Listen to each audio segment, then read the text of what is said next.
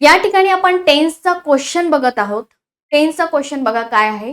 They dash the match before it started raining. तो आता कसा सॉल्व्ह करणार आहे आपण हा प्रश्न बघा. बिफोर इट स्टार्टेड रेनिंग असं म्हणलेलं आहे, म्हणजेच आता या ठिकाणी एक पास्टची ऑलरेडी ऍक्टिव्हिटी झालेली आहे. यस, म्हणजे पास्टच्या जर दुसरा एखादा पास्ट सेंटेन्स मध्ये असेल तर आपण त्याच्यासोबत काय करतो, परफेक्ट घेतो, म्हणजेच पास्ट परफेक्ट घेतो.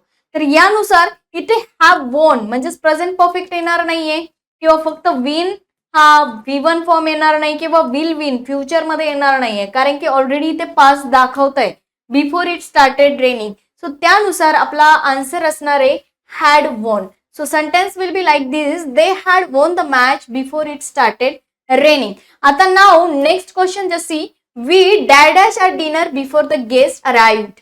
तो आता याचे ऑप्शन्स बघा. Have eaten, had eaten, ate, will eat. So याचा आन्सर तुम्हाला कमेंट सेक्शन मध्ये टाकायचा आहे.